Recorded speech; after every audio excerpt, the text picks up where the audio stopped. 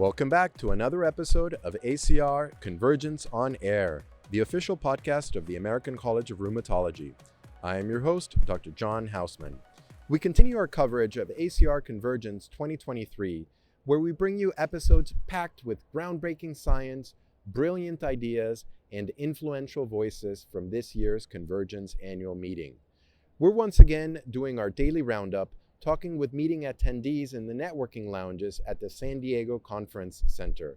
We're interrupting people from their conversations to discuss with us the most important or interesting things that they've learned so far at Convergence. Today, I interview medical educators, pediatric rheumatologists, adult rheumatologists, a med-peds rheumatologist, and even a patient advocate to chat about their experiences at Convergence 2023. Enjoy.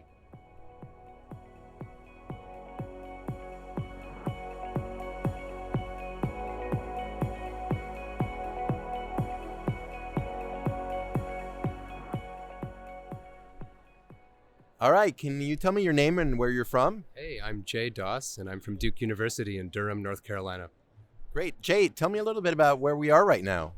John, we're in the networking lounge here at the conference, and it's great to catch up with you. It's been a number of years, so this is a great place to do it. Likewise, we found each other here at the Workforce and Education Lounge. What do you think about the lounges so far? I think it's a great place to catch up with old friends, collaborate with people, and it's very comfortable and nice to have some refreshments here as well. Yeah, I agree. I think this is a great part of this year's Convergence. You know, it allows people to that have similar interests to be in the same place at the same time and just have these impromptu conversations that can be very fruitful. For sure.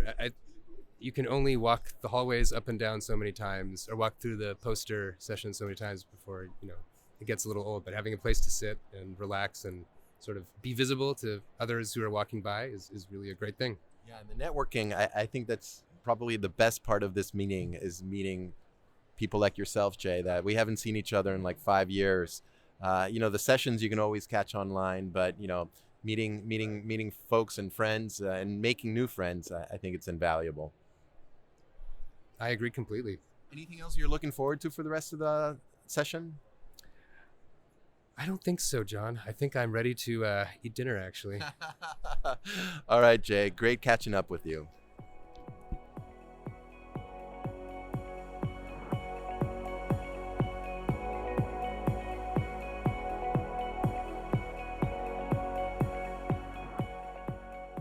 Hello. Can you tell me a little bit about who you are and where you're from?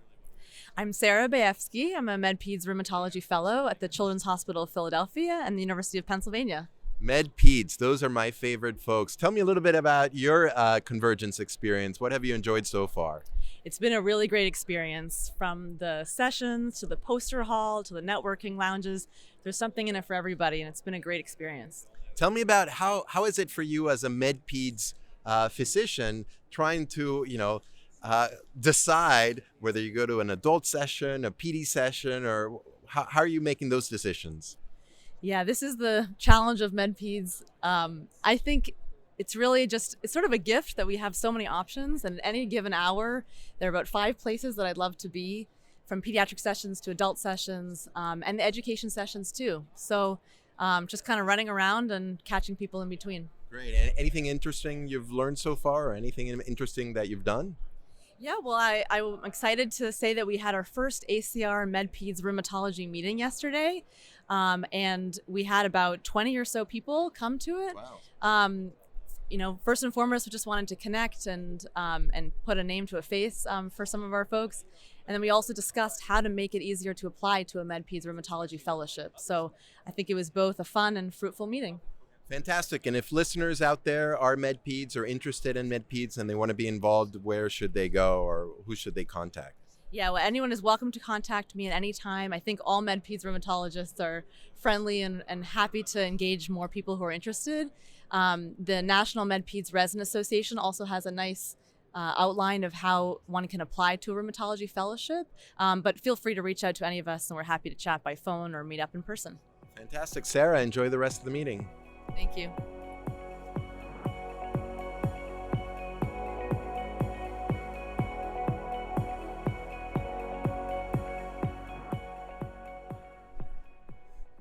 Well, hello, guys. Can you tell me your names and where you're from? Sure. Eli Miloslavsky. I'm a rheumatologist at Mass General. David Leverins, rheumatologist at Duke. And you're both medical educators. Tell me a little bit about your experience at Convergence this year.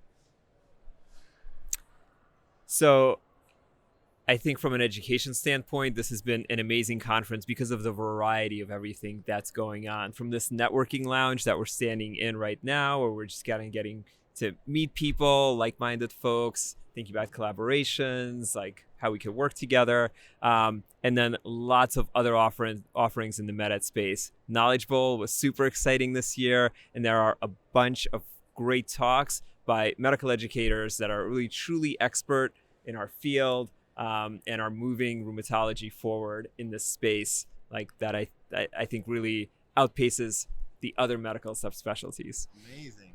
Anything interesting you've heard so far? Yeah, no, I agree. I mean, there have been amazing sessions, one in particular about communities of practice for medical educators. That was a great one. Dr. Miloslavsky gave a great presentation on funding your medical career, and I enjoyed that with some others. But, I mean, for me, I love all the, I agree. We're in the networking lounge. I got to meet in person a lot of collaborators that I just met on Zoom before, and this is a great space for it. But also as an educator, one of my favorite parts about this meeting is that the poster hall is back. And so I am so thrilled that my trainees are in the poster hall, standing in front of their poster, getting to interact with the medical community or the rheumatology community. And I get to go by and take their picture, and like all the stuff that we do, as educators. We're proud of our fellows for what they've accomplished. So fantastic. Yeah. And anything else you're looking forward to over the next couple of days? Well, I think in the med ed space, this meeting is kind of really at the cutting edge. For example, tomorrow morning, there's a session about transitions in education, like how medical student to resident to fellow to attending. And right now, those transitions we just sort of take for granted, right? They just happen. But there's like a real effort across medical education, in the US around really enhancing those transitions. And that conversation just started, and there's a session, at the ACR this year, really kind of highlighting how we could do better in the fellowship space. So I find that really exciting. Amazing. Yeah, I'm headed back to the poster hall because the professional education posters are tomorrow morning. And the last day of the conference, I'll get to learn from Lisa, Marcy, and Jason about their telemedicine studies on educating trainees how to do telemedicine and what that means for us. And I mean, there's just so much. I mean, really, the rest of the meeting, I'm just looking forward to also meeting collaborators and mentees and walking around in beautiful San Diego and feeling the fresh air. So, yeah. Fantastic. Thank you guys so much. Enjoy the rest of the meeting.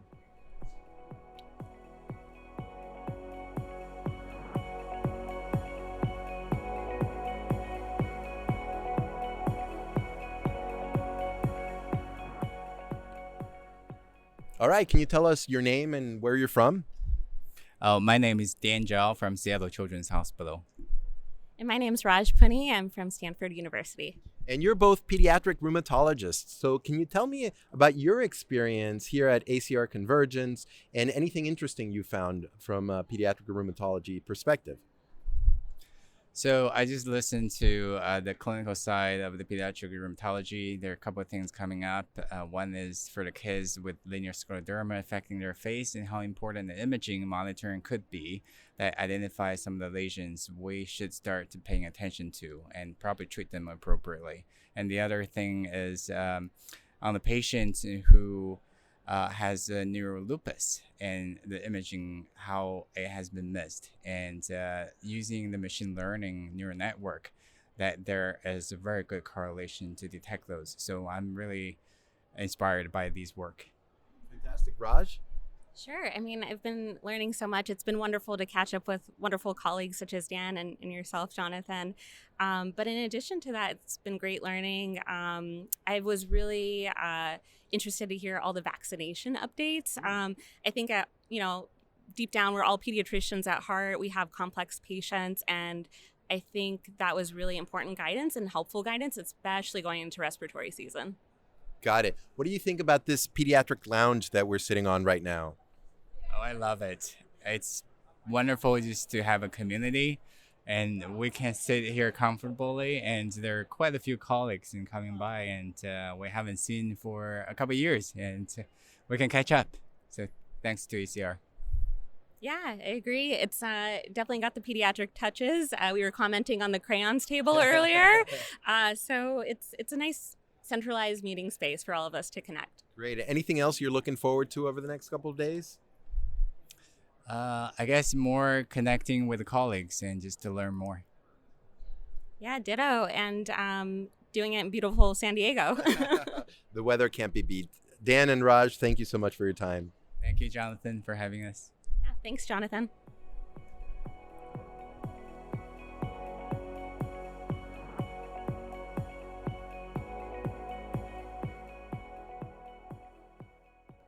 Hey, can you tell me your name and what you're doing here? Sure. I'm Monique Gourmassy. I am a patient advocate, global patient advocate. I am a diversity, equity, and inclusion champion. I'm a national lupus ambassador. I am here as a researcher, as a patient. I'm here in all of my intersectionality, and I'm also taking time to give myself grace and pace myself.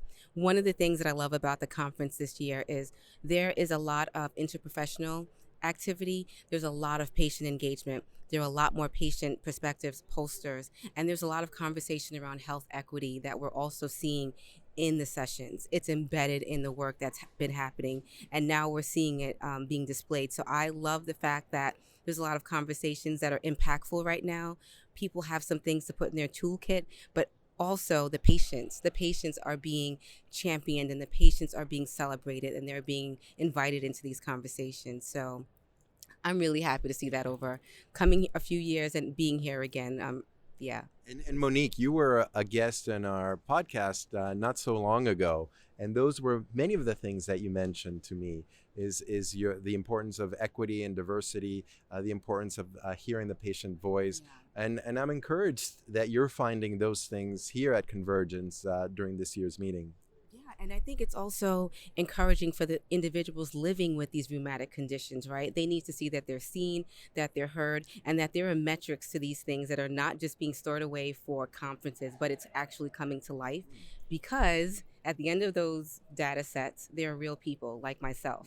And so for them, this is really important to see it come to life. So do you recommend Convergence as a good place for patients to come? And do you recommend in the future that more patients show up here? I do. I not only recommend that we show up, but I recommend our participation in a lot more sessions. I recommend we have a space, a lounge space for practitioners of all different. This is something I've been thinking about for these advocates who are working in this space every day to actually sit with the minds on the other sides as well. Yeah, that's a great idea for Convergence 2024. Maybe we'll see that in DC next year. Let's make it happen.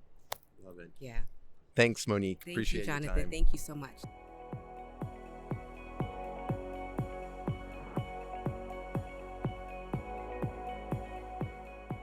All right, can you tell me your name and where you're from? Sure, my name's Isaac Casper, and I am from Beverly, Massachusetts. Great. And Isaac, tell me a little bit about some of the interesting sessions that you've attended so far at Convergence. Well, I really enjoyed the great debate today. I think What was the debate? So the debate is, are you going to treat your PMR and GCA patients with tocilizumab early, or sarilumab, for PMR, or just, give steroids a shot?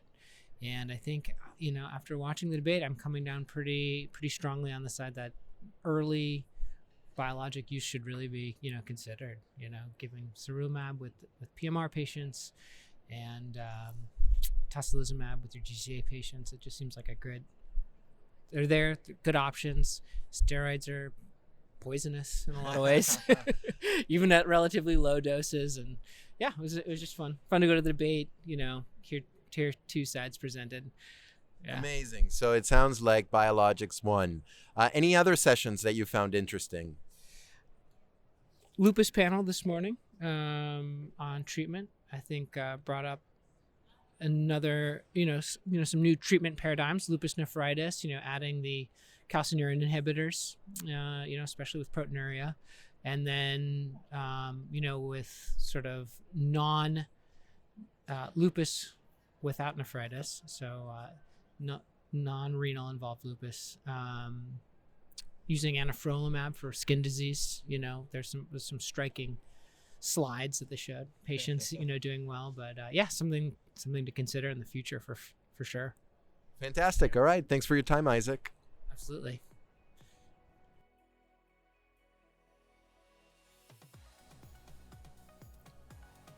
Well, there you have it. It sounds like the networking lounges have been a big success, but perhaps next year in DC, we should make room for patients not only to have a voice, but also to have some space as well. Don't forget to tune in to ACR Convergence on Air every morning for a rendezvous with innovation, inspiration, and invaluable insights. Thank you all for downloading, listening, and subscribing to our show, and for rating us with 5 stars, or however many stars you think we deserve. Until next time, keep networking, and of course, stay healthy.